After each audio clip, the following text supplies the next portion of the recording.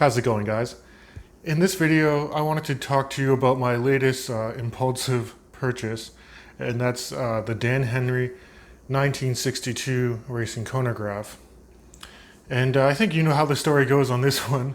It was like last weekend, kind of late in the evening. I was watching some YouTube videos.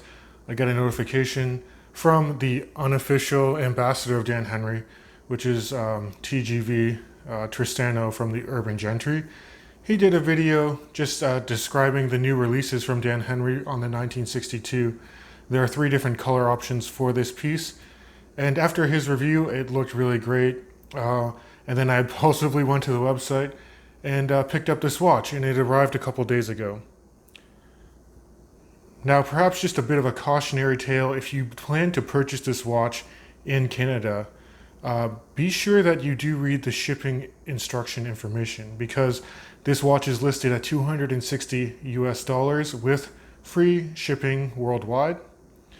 But if you're in the US, it will ship within the US from one of their warehouses. But if you're in Canada, I don't know why it doesn't ship from the US, but it actually ships from Hong Kong, China. That in and of itself isn't a bad thing, in my opinion. I should have done more due diligence looking into that.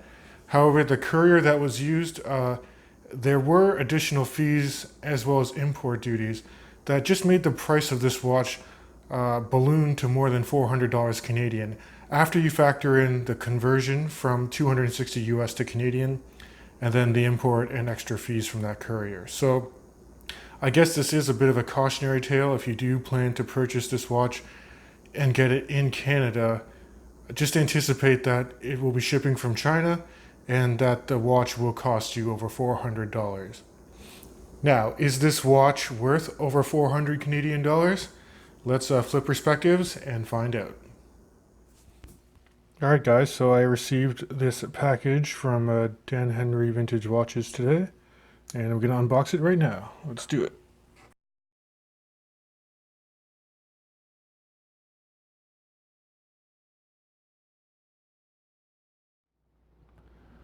Alright guys, so the Dan Henry has been unboxed, and it's been on my wrist for a couple of days now. So let's get into the in-depth review, likely the first in-depth review in Canada. So let's talk about the specs first. You're getting a 39mm case, which is very similar to like an Omega Speedmaster of that day. Flipping to the side, the lug to lug, the wingspan here is about 46mm. Case thickness, including that double domed mineral crystal, is 13.5 millimeters. And then this lug opening here for the leather strap is 20 millimeters. Now, I will note that I put this on a marble leather strap from Strapmill Canada right out of the box. I did not actually utilize the straps that were provided by Dan Henry, which they do seem fairly decent. I like the fact that they're quick release, but you can actually see that they taper dramatically from 20 milliliters down to 16. And for my particular wrist size, I just think that's too much of a taper. So I'm going to go with my own strap here. So let's move in on the dial a bit. So I did mention that this is what they call a K1 mineral glass. It's not sapphire crystal at this price point. That said, they do also have an anti-reflective treatment on this crystal, and it does a good job. And because it is double domed, at extreme angles, you can see the dome does cause a bit of distortion, but it's very visible, so I will give it points for that. Now, if we're looking at the dial layout here, it's fairly clean. I do enjoy it. It's what's described as a panda dial because you do have a matte white dial with contrasting black sub-second registers, as well as black hands and black applied indices. And then in true racing chronograph fashion, you also have a black bezel with a tachometer that just allows you to quickly track, the speed of objects using that type of scale. I will say the layout of the sub dials is done fairly well. You can see close to a 6 o'clock here. That's the sub-second dial, so that's your running seconds. And you can see it goes from 0 to 60. over here on the left-hand side, that's your 60-minute counter for when the chronograph, the main chronograph second hand, is engaged. And then on the right, closer to the 3 o'clock position here, you have a 24-hour indicator. Between 4 and 5 here, there's also a date wheel. You have the option from the website to get the date or no date version of this watch. I'll always go for date because I just find it's a useful complication to have. Now, I will say, when they did pick a movement, I think they went in the right direction. They're using a Seiko Caliber VK63 meca-quartz movement, which in a nutshell, with meca-quartz, you're getting the battery-powered quartz to run the running seconds hand. But it's kind of a hybrid because there is a mechanical component when you engage the chronograph pushers here, hence the meca-quartz function. So let me just show you that now.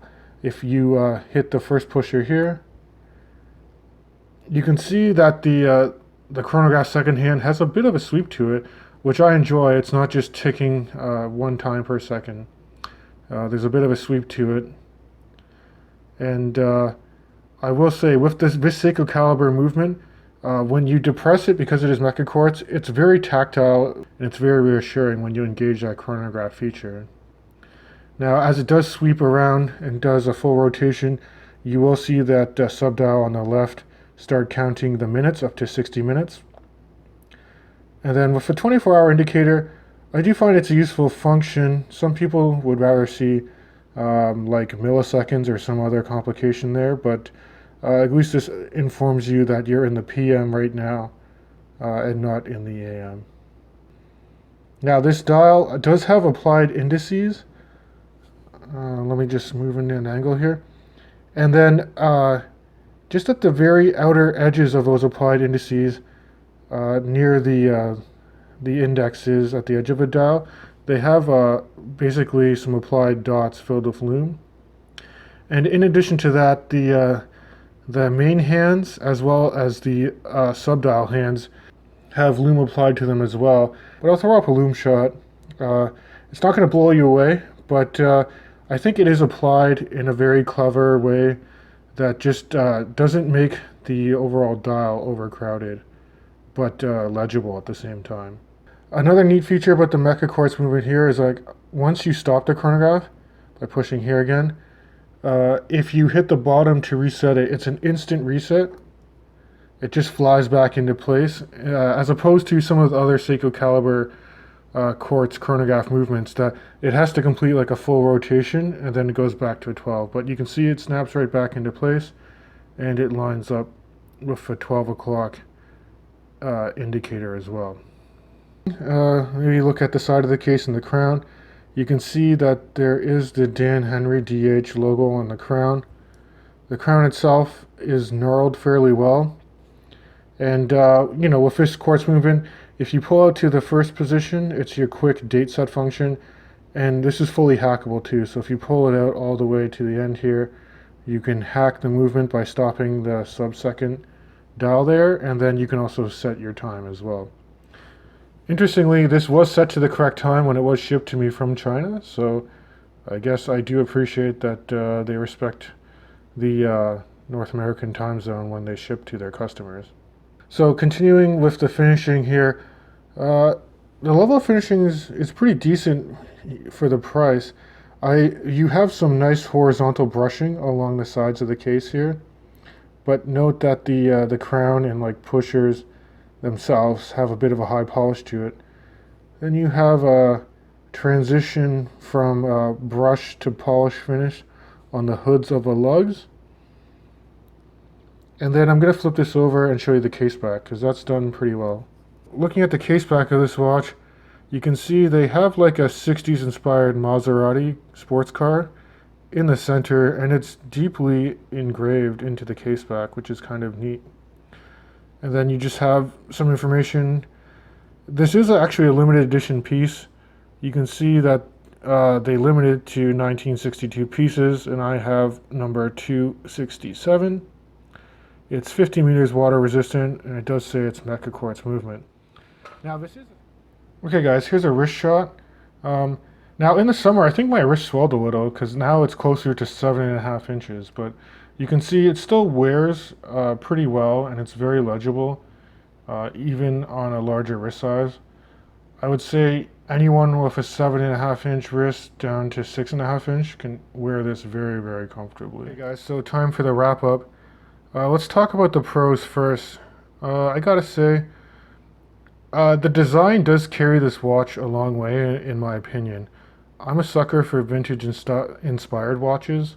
That's why I've owned so many like Steinhardts, for example. Because with those inspired watches, you get the feel of watches of that era, but you get the reliability of just updated materials, movements, and warranty, so you don't have to worry about it as much. So this dial, the layout, as far as the chronograph goes, I'm very pleased with it. And it's also, even though it's 13.5 millimeters thick, that's actually not too bad considering mechanical chronograph movements, especially ones with like a Valjoux movement, tend to be thicker. And it's also really light, so it's very comfortable on wrist. So negative aspects of this piece, well, I mean, first and foremost, especially if you're purchasing this watch in Canada, is the price. I think at $260 US with free shipping, you're getting a steal for the money. But you know, if you're paying over 400 Canadian for this watch, I'm still happy with it, but it's definitely not the bargain I was hoping for. Other nice to haves on this piece, sapphire crystal would be nice. Another potential negative is the accessories themselves. So again, you know, you're getting this in a leather watch roll, or well, it's really more like canvas and faux leather.